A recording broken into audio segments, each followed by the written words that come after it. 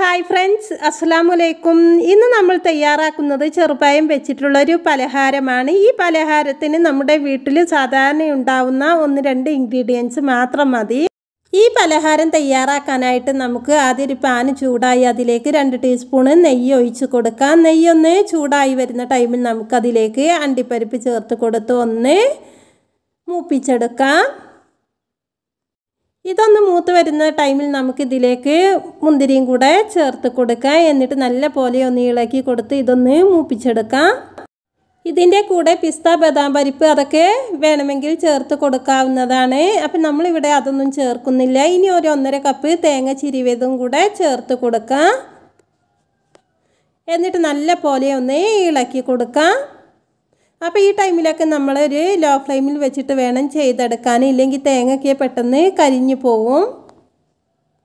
തേങ്ങ നല്ല പോലെ ഒന്ന് ചൂടായി അതിനൊരു നല്ല സ്മെല്ല് വരുന്ന ടൈമിൽ നമുക്കിതിലേക്ക് ഒരു 1/4 കപ്പ് അവിൽ ചേർത്ത് കൊടുക്കാം. അപ്പോൾ വറുത്തതോ വറുക്കാത്തതോ ഏത് അവിലും നമുക്കിതിലേക്ക് ചേർക്കാവുന്നതാണ്. ഞാൻ വറുക്കാത്ത അവിലാണ് ചേർത്ത് കൊടുത്തത്. ഇനി നല്ല പോലെ ഒന്ന് വറുത്തെടുക്കാം.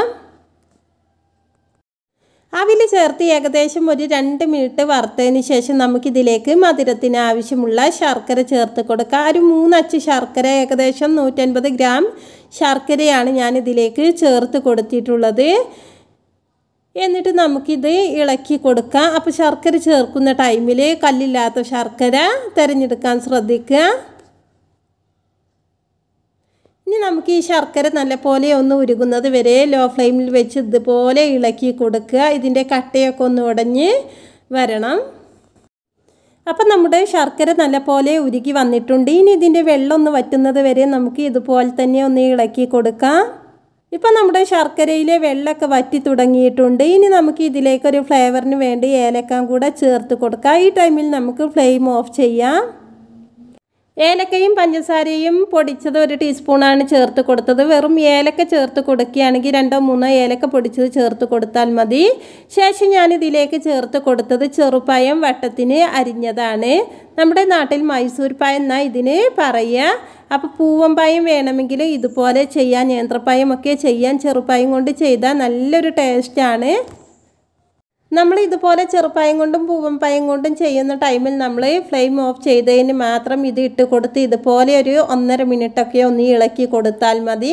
എന്നാൽ നേന്ത്രപ്പഴം ആണെങ്കിൽ ഫ്ലെയിം ഓഫ് ചെയ്യുന്നതിന് മുമ്പ് ഇട്ട് കൊടുത്ത് ഒരു 2 മിനിറ്റൊക്കെ ഇളക്കിയതിന് ശേഷം നമുക്ക് ഒരു പാത്രത്തിൽ സെറ്റ് ചെയ്തെടുക്കാം. അപ്പോൾ ഞാനൊരു കേക്ക് ടിന്നാണ് ഇതിനെടുത്തിട്ടുള്ളത്. ഇത് നേരത്തെ നെയ്യ് പുരട്ടി വെച്ചതാണ്. അപ്പോൾ ഓയിലോ നെയ്യൊക്കെ ഇതുപോലെ നല്ലപോലെ പുരട്ടിയതിന് ശേഷം മാത്രം ഇതിലേക്ക് ഇട്ട് കൊടുക്കാം.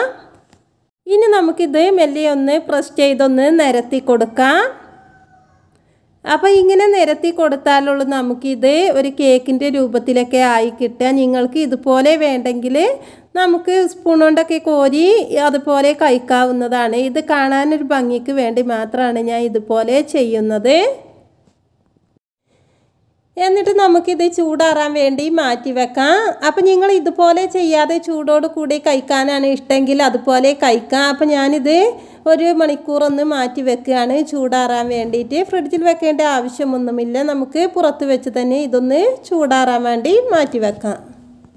അപ്പം നമ്മുടെ പലഹാരം നല്ലപോലെ ചൂടാറിയതിന് ശേഷം ഞാൻ ഇതുപോലെ തട്ടി കൊടുക്കുകയാണ്. അപ്പം നമുക്ക് നല്ല ഭംഗിയായി കിട്ടിയിട്ടുണ്ട്. വളരെ ടേസ്റ്റിയായി ഈ പലഹാരം ഒന്ന് ട്രൈ ചെയ്ത് നോക്കുക. അപ്പോൾ ഇന്നത്തെ വീഡിയോ ഇഷ്ടമായ ലൈക്ക് ചെയ്യുക, ഷെയർ ചെയ്യുക, കമൻറ്റ് ചെയ്യുക. ഇതുവരെ സബ്സ്ക്രൈബ് ചെയ്യാതെ കാണുന്ന എല്ലാ കൂട്ടുകാരും സബ്സ്ക്രൈബ് ചെയ്ത് സപ്പോർട്ട് ചെയ്യുക. പുതിയൊരു റെസിപ്പിയുമായി വീണ്ടും കാണാം ഇൻഷാ അല്ലാഹ്.